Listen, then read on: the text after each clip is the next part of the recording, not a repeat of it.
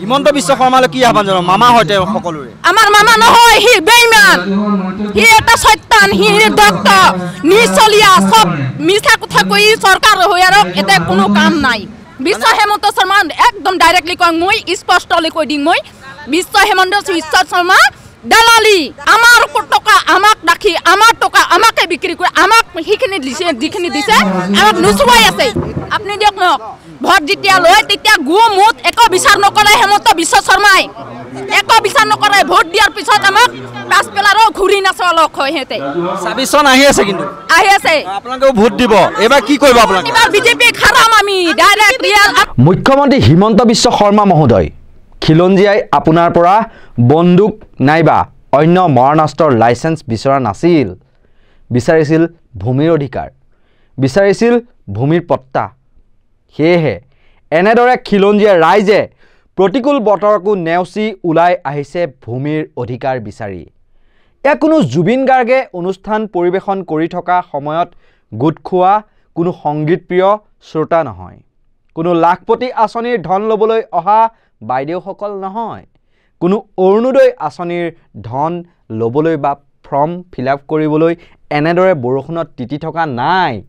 বা মুখ্যমন্ত্ৰী হিমন্ত বিশ্ব শৰ্মাৰ ভাষণ শুনিবলৈ প্ৰবল বৰষুণত কোনোবাই তিতি বা কোনোবাই ছাতি লৈ ৩-৪ ঘণ্টা থিয় হৈ থকা নাই বা আপুনি দিব বিচৰা বন্দুকৰ অনুজ্ঞাপত্ৰ বিচাৰিও এইসকল খিলঞ্জীয়াই ভিৰ কৰা নাই এইসকল জনতা ওলাই আহিছে নিজৰ অধিকাৰ বিচাৰি আপোনালোকে যে টাউনশ্বিপ নিৰ্মাণৰ বাবে পলাশবাৰীৰ বৰদুৱাৰ বাগান উচ্ছেদ কৰি লোচনা মালিয়াটাকে ধৰি বিভিন্ন অঞ্চলৰ ১৫০০ একৰ কৃষিভূমি বা ভূমি ৰাইজৰ পৰা কাঢ়ি লোৱাৰ যুঁজা চলাইছে তাৰ বিৰুদ্ধেহে ৰাইজসকল ওলাই আহিছে এনেদৰে মুখ্যমন্ত্ৰী মহোদয়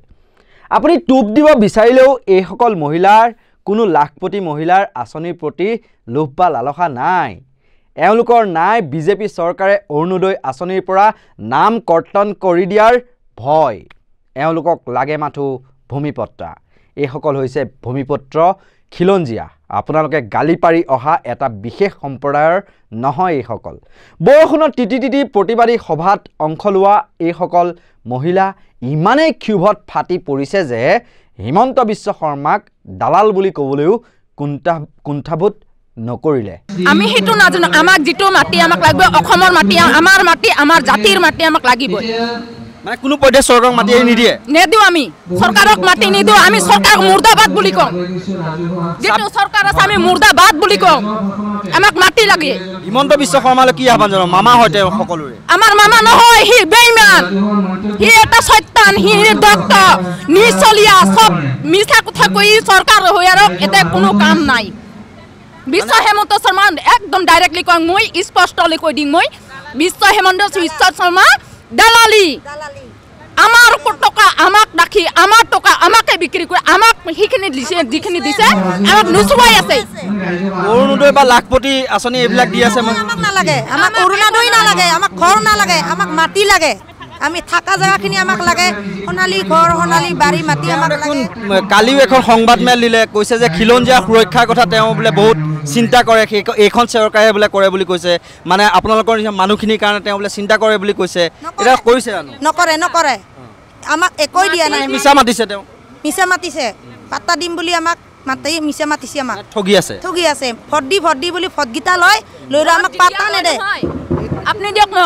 ভোট যেতিয়া লয় তেতিয়া গু মুত একো বিচাৰ নকৰে হেমন্ত বিশ্ব শৰ্মাই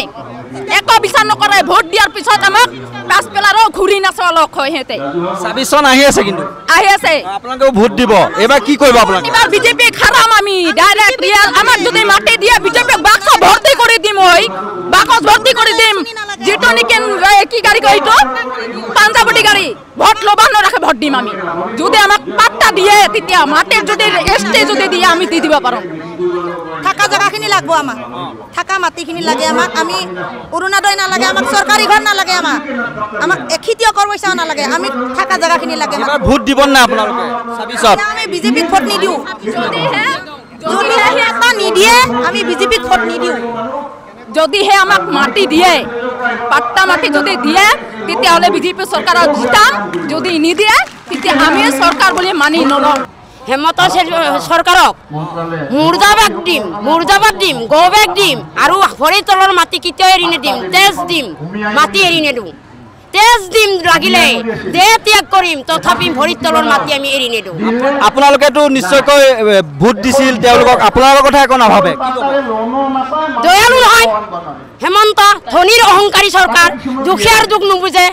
দুখীয়াক মাৰা চৰকাৰ হেমন্ত চৰকাৰ আৰু বিজেপি চৰকাৰ গো বেক মুৰ্দাবাদ বিজেপি চৰকাৰ শাসনৰ গাড়ী থকা চৰকাৰ ২৬ত ইলেকশ্যন আহি আছে কি কৰিব এবাৰ বিজেপি পিছত কোনো আমি মহিলা ৰাইজ আমি কোনো ভোট নেদো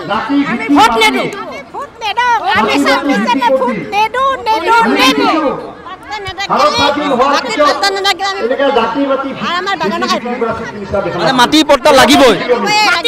লাগিবই মাটি আমাক লাগিবই তেজ দিম মাটি নেদো বিজেপি চৰকাৰ গো বেক হেমন্ত চৰকাৰ মুৰ্দাবাদ অসম চৰকাৰ হাই তেজ দিম মাটি নেদো কেতিয়াও লাগিলে দেহ উচৰ্গা কৰিম লাগিলে ৰক্ত ৰান্ধিম আমি শাৰী পাতি ৰাইজ ওলাম মহিলা ওলাম কোনোদিন মাটি এৰি দিয়া নহ'ব আমাৰ নিজৰ মাটি আমাক নিজক লাগে বুলি আজি এনেকে বৰ্ধনতি বহি আছো চৰকাৰ কোনো পধ্যে নিদিয়ে মাটি নেদে ক'ত দিব আমি যদি নিজে সজাগ নহওঁ এই চৰকাৰে আমাক কেনেকৈ দিব মাটি আমি নিজে লাগিব লাগিব মুঠতে মাটি এৰি নিদিয়ে আৰু আপোনালোকে নেদং আমি এৰি নেদং আমি লাগিমেই আৰু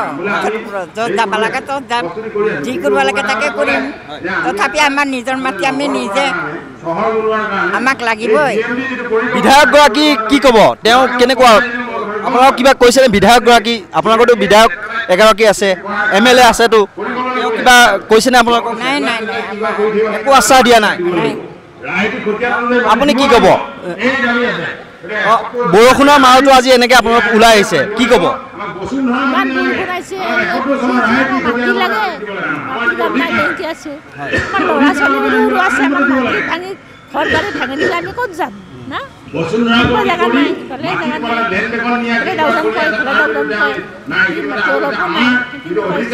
জাতি মাটি ভেটিৰ কথা কয় এখন চৰকাৰে বা খিলঞ্জীয়াৰ সুৰক্ষাৰ কথা কয় এতিয়া আপোনালোক এনেকৈ বৰষুণত তিতাই ৰাখিবলগীয়া পৰিস্থিতি কৰিছে ২৬ আহি আছে বা আপোনালোকেও নিশ্চয়কৈ ভোট দিয়ে কি ক'ব এতিয়া চৰকাৰখনলৈ এবাৰ আমি ভোটে নিদিম এবাৰ ভোট কোনো মতে আমি ভোট নিদিম আমি সব মানুহেও কৈছে আমি ভোট বৰ্জন কৰিব বলে মাটি পাতা দিন কিবা দিন বুলি কৈছে আমি ভোট লাগে পাতা দিয়া কথা কৈছে আমাৰ পাতা নাই আজি ৩-৪ বছৰ পাতা থৈ আমি খুজি আছো চৰকাৰে ব্যৱস্থা নকৰে মুখ্যমন্ত্ৰী মহোদয় আপুনি যদি স্বাধীনতাৰ আগৰে পৰা বাস কৰি খেতি কৰি অহা এইসকল খিলঞ্জীয়াৰ পেটত গুৰ সোধাই বা তেওঁলোকৰ ভূমি অধিকাৰৰ পৰা বঞ্চিত কৰে বা কৃষিভূমি উচ্ছেদ কৰি টাউনশ্বিপ নিৰ্মাণ কৰে তেন্তে 2026ত আপোনাক ভালদৰে এশিকনি দিব বা উত্তৰ দিব হিমন্ত বিশ্ব শৰ্মা মহোদয় 1922 চনৰ পৰা 100 বছৰৰ ইতিহাস জড়িত থকা বৰদুৱাৰ বাগানৰ এতিয়া চলে চক্ৰান্তই উচ্ছেদ চলাই বহিৰাগত বৃহৎ কৰ্পৰেট গোষ্ঠীক গতাই দিয়াৰ বাবে যুঁজা চলাইছে মুখ্যমন্ত্ৰী হিমন্ত বিশ্ব শৰ্মা নেতৃত্বাধীন বিজেপি চৰকাৰে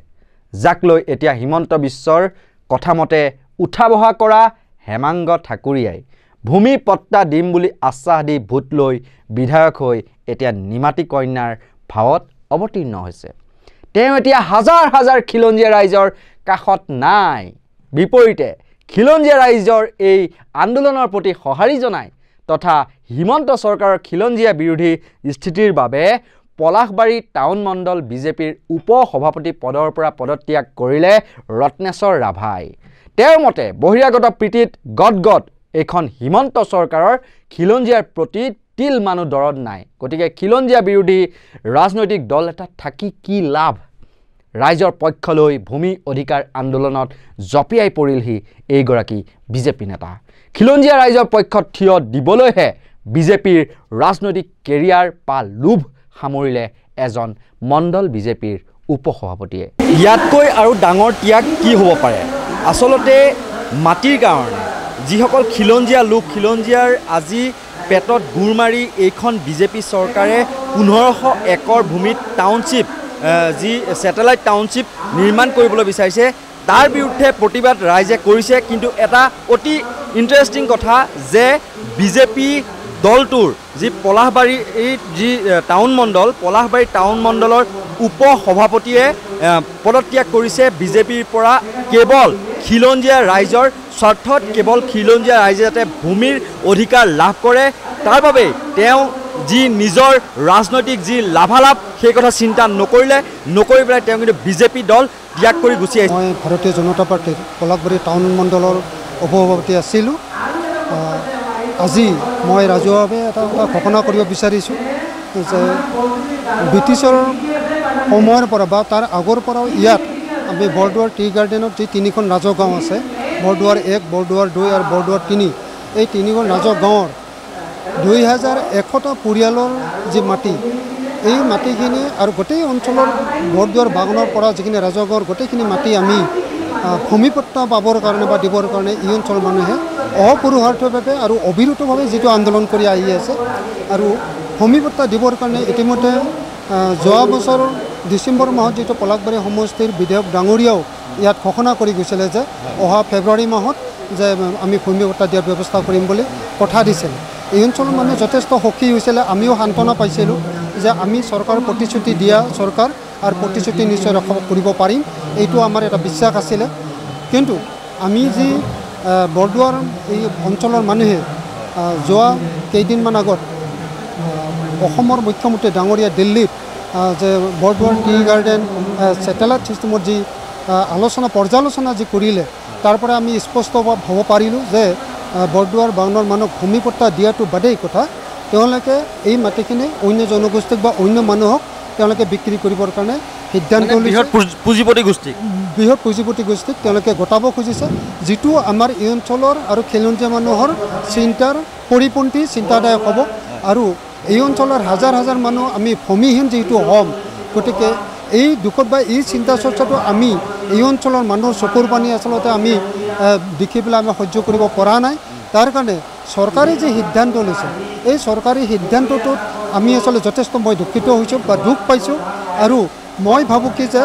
মোৰ নিজৰ অঞ্চলৰ ভূমিহীন মানুহখিনিতকৈ মোৰ ৰাজনীতিক কেৰিয়াৰ ডাঙৰ নহয় আৰু ৰাজনৈতিকভাৱে মই ইয়াত থাকি একো লাভ নাই, যিটো মোৰ অঞ্চলৰ মানুহ যিটো ভূমিহীন হ'ব। গতিকে মই আজিৰ পৰাই মই যি পদবী দিয়া আছে বা বিজেপি চৰকাৰৰ যি সাধাৰণ সদস্য পদ আছে, গতিকে মই আজিৰ পৰা পদত্যাগ কৰিছোঁ। পদত্যাগ পত্ৰ প্ৰেৰণ কৰিছে, মই পদত্যাগ কাৰণে মই আজি ৰাজহুৱাকৈ যিটো ঘোষণা কৰিছোঁ আৰু আপোনালোকে মিডিয়া যোগে যিটো খবৰ পাৰিছে আৰু এই সংবাদ মাধ্যমৰ যোগেদি তেখেতসকলে খবৰটো পাব লাগে আৰু আপোনালোকে দিবৰ কাৰণে অনুৰোধ জনাইছোঁ। গতিকে আজিৰ পৰা তেখেতসকলৰ মই চিন্তা চৰ্চা মই বিজেপি দলৰ কাম কাজ নকৰোঁ। কেৱল আপুনিয়ে নে আপোনাৰ লগত আৰু লোক ওলাই অহাৰ সম্ভাৱনা আছে ৰাইজৰ স্বাৰ্থত? মই আজি সকলোকে আহ্বান জনাইছোঁ আৰু ইয়াত ৰাজহুৱাভাৱে এটা ঘোষণা হৈছে যে সকলোৱে আমি এই অঞ্চলৰ বিজেপিৰ কাম কাজ কৰাৰ পৰা বিৰত হৈ থাকিম আৰু যিসকল বিজেপিৰ হৈ ইয়াত কাম কাজ কৰিবৰ কাৰণে আগবাঢ়ি আহে তেখেতসকলকো এই অঞ্চলত কাম কাজ কৰিবৰ কাৰণে আমি বাধা প্ৰদান কৰিম। যদিহে ভূমিপট্টা তেখেতে প্ৰদান নকৰে তেতিয়াহ'লে আমি এই অঞ্চলৰ মানুহে বিজেপি চৰকাৰৰ প্ৰতিটো কাম কাজত আমি অঞ্চলৰ মানুহে বাধা প্ৰদান কৰিম বুলি ইয়াত যিটো ৰাজহুৱা সিদ্ধান্ত হৈছে। মানুহে যেতিয়া মাটি, বাসস্থান বা খাদ্য এনেকুৱা ধৰণৰ মৌলিক প্ৰয়োজনীয় সমস্যাবিলাকত যেতিয়া মানুহে সমস্যাত পৰিব বা এই বিপদত পৰিব, তেতিয়া আচলতে ৰাজনৈতিক ক্ষেত্ৰখনে ইচ্ছা কৰিলে চৰকাৰখনে সকলোখিনি সহায় কৰিব পাৰে। কিন্তু চৰকাৰৰ দায়িত্ব থকাৰ পিছত বা চৰকাৰে কাম কাজ কৰাৰ পিছত বা দায়িত্ব থকাৰ পিছত যদি তেখেতসকলে ৰাইজৰ হৈ চিন্তা নকৰে, কাৰণ এজন বিষয়াই বা এজন সেই বিধায়ক বা এজন মুৰব্বীয়ে, গতিকে এটা সমস্যা এটা সমষ্টিৰ তেখেত এজন মুৰব্বী আৰু এই মুৰব্বীজনে এই বিষয়বিলাকত চিন্তা চৰ্চা কৰি তেখেতে সমাধান কৰাৰ দায়িত্ব তেখেতৰ। গতিকে মই পুনৰবাৰ তেখেতক অনুৰোধ জনাইছোঁ যে এই বিষয়টো সমাধানৰ ক্ষেত্ৰত অনতি বিলম্বে তেখেতে ব্যৱস্থা গ্ৰহণ কৰিব লাগে আৰু বিভাগীয় কৰ্তৃপক্ষৰ লগত তেখেত আলোচনা বিলোচনা কৰিব লাগে আৰু এই খিলঞ্জীয়া মানুহখিনিক ভূমিপট্টা দিয়াব লাগে আৰু যি অন্য ভূমি গোষ্ঠীক যিটো দিব বিচাৰিছে সেইটো বন্ধ কৰিব লাগে আৰু এইখিনি দায়িত্ব তেখেতক ল'বৰ কাৰণে মই অনুৰোধ জনাইছোঁ। নিশ্চয়কৈ এইখন চৰকাৰ খিলঞ্জীয়াৰ পক্ষত নে বহিৰাগত যিসমূহ কোম্পানী তাৰ পক্ষতে থকা বুলি আপুনি ভাবে? শেষত চিধাচিধিকৈ দুটামান কথা ক'লে আপোনালোকে গম পাব। আজি বৰদুৱাৰ বাগানত হোৱাৰ আগত আপোনালোকে গম পাইছে কাৰ্বি আংলঙত একে দশা হৈছে। আপুনি দৰা বিলৰ কথাটো চাওক, তাত আন্দোলন চলি আছে। আপোনালোকে বড়ভূমিত চাওক, বড়ভূমিত একে আন্দোলন চলি আছে। গতিকে এনেকুৱা ধৰণৰ হাজাৰ হাজাৰ বিঘা বিশেষকৈ জনজাতি প্ৰধান অঞ্চলত এই মাটি সম্পৰ্কীয় বিষয়বিলাক যিহেতু বেছিকৈ প্ৰাধান্য দিছে, সেইফালৰ পৰা চাব গ'লে সকলো অঞ্চলতে জনজাতিসকলে এই চৰকাৰখনৰ বিপৰীতে প্ৰতিবাদ কৰি আহিছে। গতিকে আমিও কওঁ, ময়ো কওঁ যে এই জনজাতি এলেকাবিলাকত যিহেতু জনজাতি এলেকাতে ভূমি বেছিকৈ আছে, গতিকে এই ভূমিসমূহ গতিকে তেখেতসকলে চৰকাৰে অন্য জনগোষ্ঠীক দিয়াটো বন্ধ কৰিব লাগে, তেখেতসকলে বিক্ৰী বন্ধ কৰিব লাগে। আৰু এই জনজাতিসকলৰ বা এই যি জনজাতি প্ৰধান অঞ্চলৰ যি মাটি বাৰী আছে, মাটি বাৰীখিনি তেখেতসকলৰ নামত সুৰক্ষিত কৰাৰ ব্যৱস্থা গ্ৰহণ কৰিব লাগে। আৰু সেইটোৰ কাৰণে আপুনি কোৱাৰ নিচিনাকৈ ইয়াত যে পুৰুষ মহিলা সমন্বয়তে যে হাজাৰ হাজাৰ মানুহ ইয়াত প্ৰতিবাদ কৰিছে। মুখ্যমন্ত্ৰী মহোদয়, এবাৰ ভালকৈ জুমখিনি বা মানুহৰ ভিৰখিনি চাওকচোন, অলপ এম্বিয়েঞ্চেৰে দেখুৱাইছোঁ। হিমন্ত বিশ্ব মুৰ্দাবাদ, হিমন্ত বিশ্ব মুৰ্দাবাদ, হেমন্ত ঠাকুৰীয়া মুৰ্দাবাদ, মিছিলি হেমন্ত ঠাকুৰীয়া মুৰ্দাবাদ। ইণ্ডিয়াক নালাগে, ইণ্ডিয়াক নালাগে, ইনকলাব জিন্দাবাদ, ইনকলাব জিন্দাবাদ,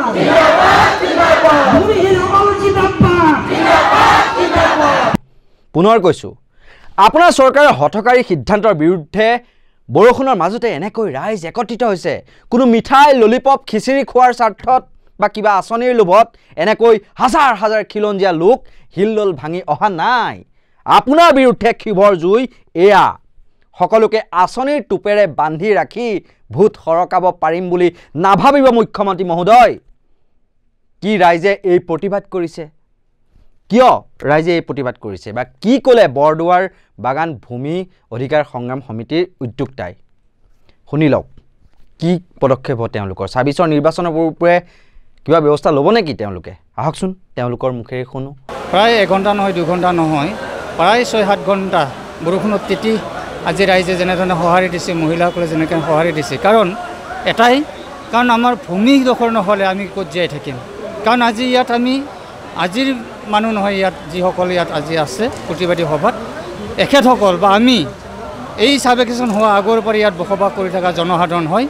চৰকাৰ বহুত আহিছে গৈ আছে, কিন্তু সেই চৰকাৰসমূহৰ ওচৰত দাবী গৈ আছে, কিন্তু আজি তাৰিখলৈকে আমাক এই ভূমি পট্টা প্ৰদান নকৰিলে। আৰু পোনে সিদিনা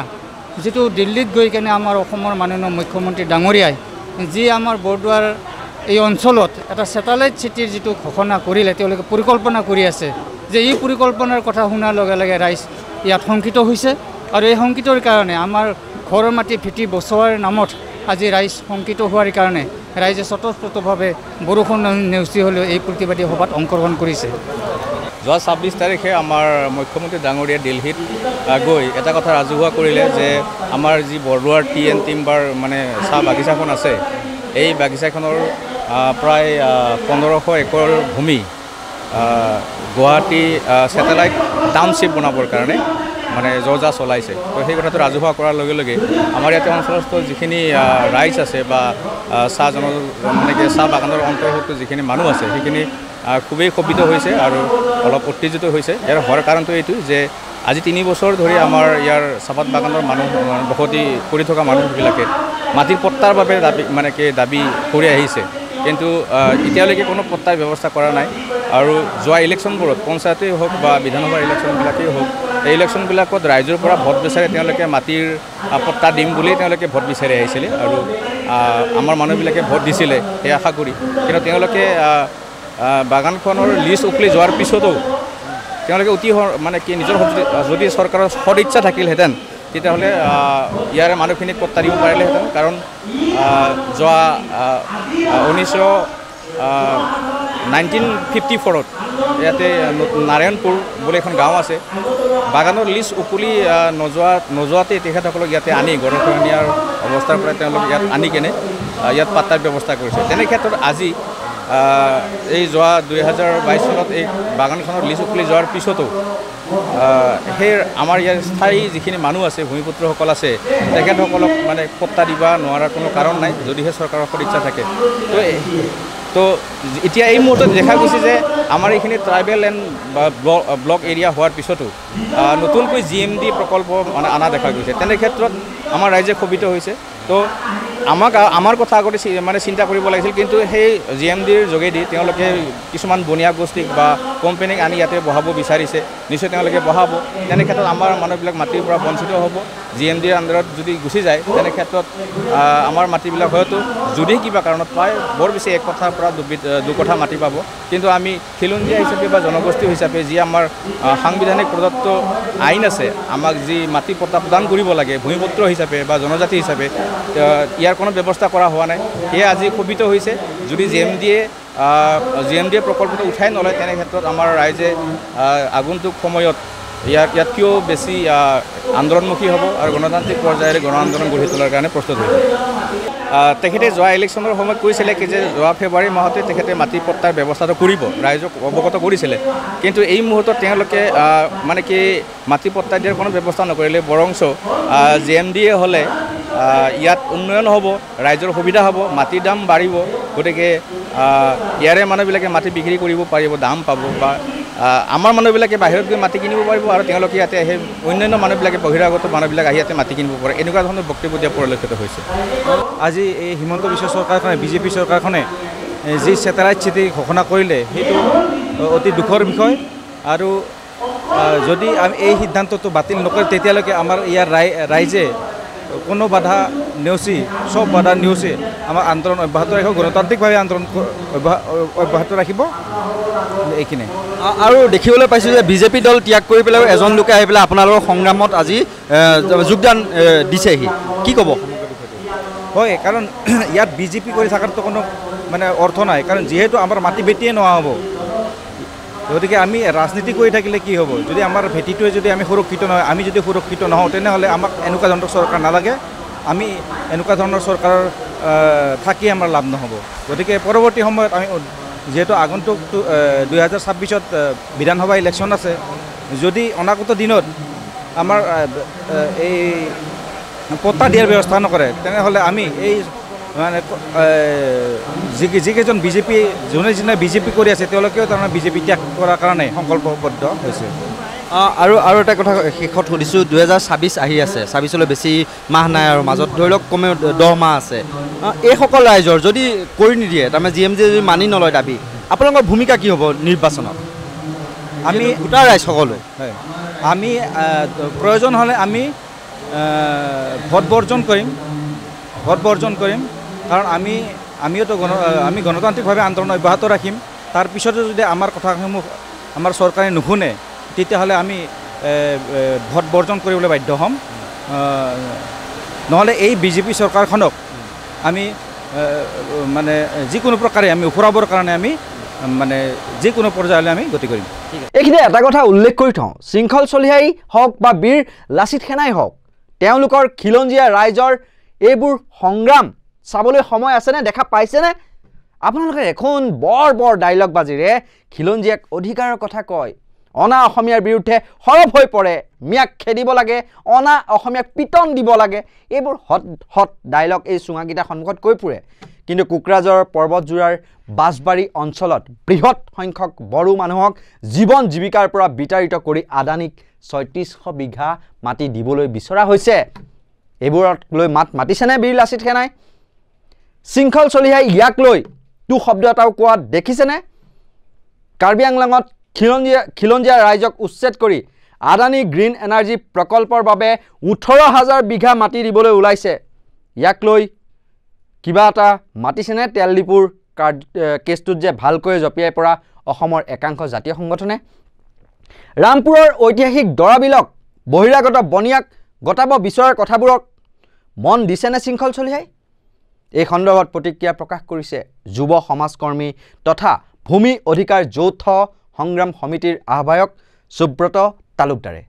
তেওঁ কি ক'লে এই মুহূৰ্তত আপোনালোকৰ সন্মুখত। অসমীয়া মানুহৰ সাহস এতিয়াও কমি যোৱা নাই। অধিকাৰ ৰক্ষাৰ যিখন যুঁজ, সেই যুঁজখনত আগুৱাই আহিবলৈ অসমীয়া মানুহে এতিয়াও পিছ হুহুকি যোৱা নাই। আজি এইটোৱে ইয়াত প্ৰমাণ যে আজি চাওক আজি কি কৰিছে যে ইয়াত কি এটা কুটিল ষড়যন্ত্ৰ কৰিছে আপোনালোকে গম পাইছে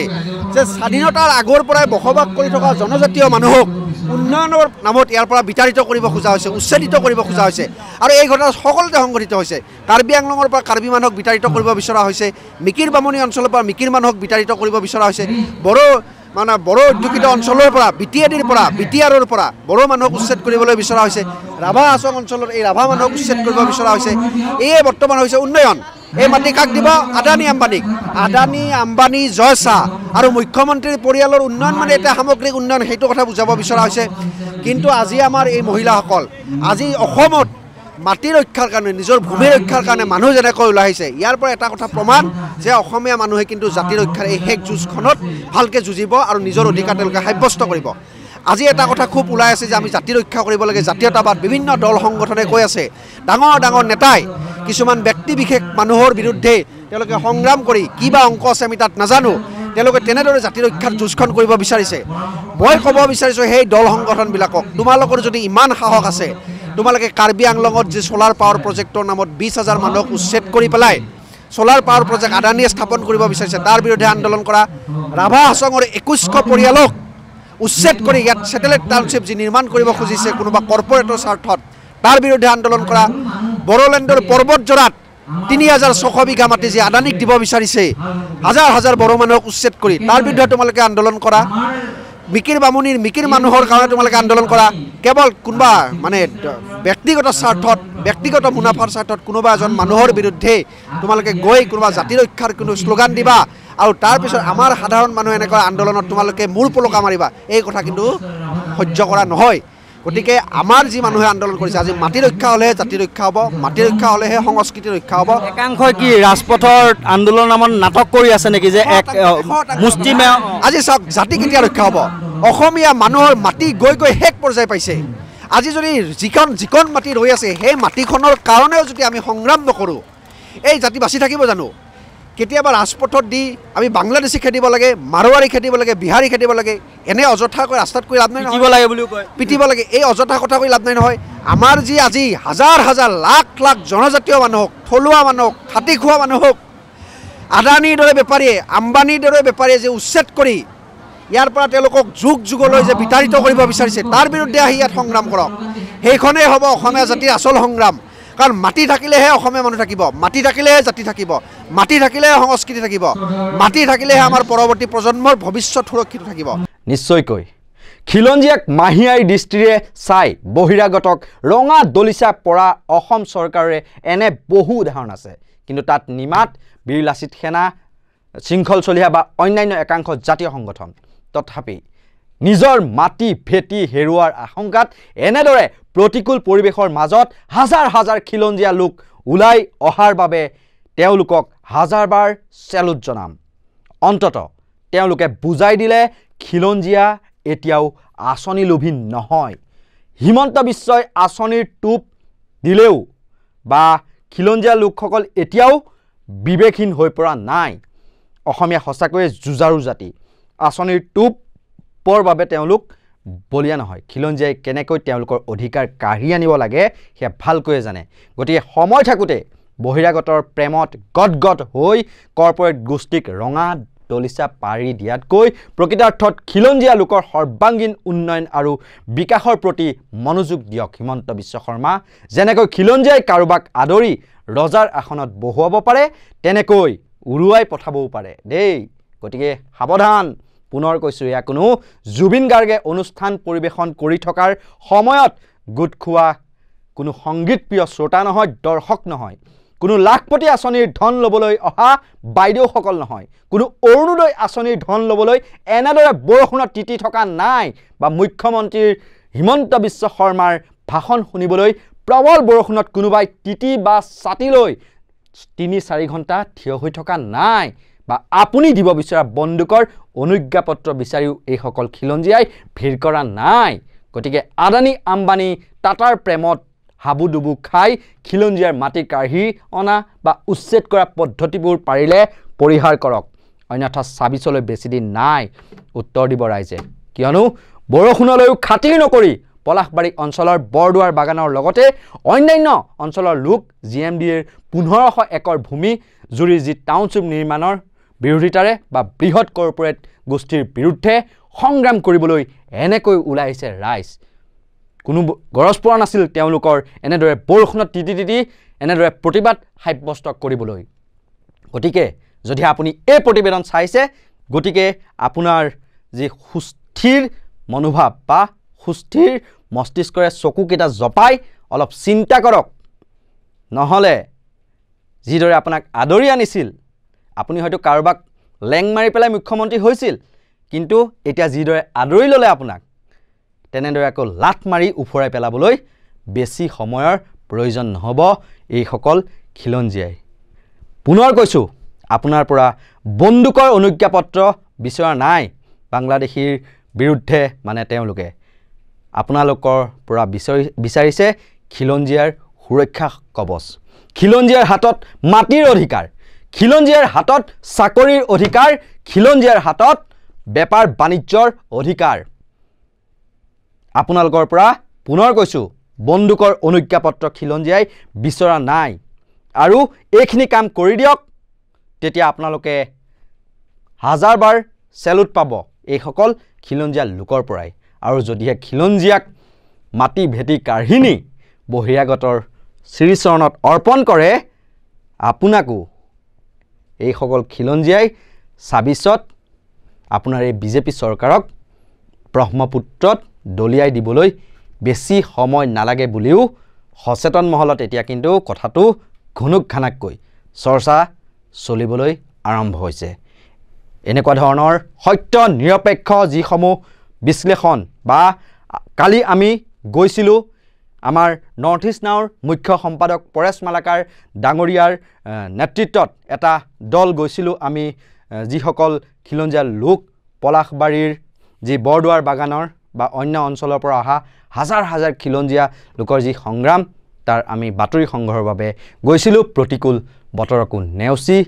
গুৱাহাটীৰ কৃত্ৰিম বানৰ কথাটো জানেই তাৰ মাজেৰে আমাৰ বাহন প্ৰায় 1.5 ঘণ্টা জোৰা ট্ৰেফিক জামৰ মাজেৰে আমি আগুৱাই গৈছিলোঁ কেৱল খিলঞ্জীয়া ৰাইজৰ স্বাৰ্থত যাতে তেওঁলোকৰ মনৰ যিসমূহ দুখ বেদনা সেয়া যাতে হিমন্ত বিশ্ব শৰ্মা চৰকাৰৰ যাতে আমি দৃষ্টিগোচৰ কৰিব পাৰোঁ তাৰ উদ্দেশ্যৰে আমি গৈছিলোঁ আৰু গৈ পেলাই সঁচাকৈয়ে খিলঞ্জীয়াৰ যি শক্তি দেখিলোঁ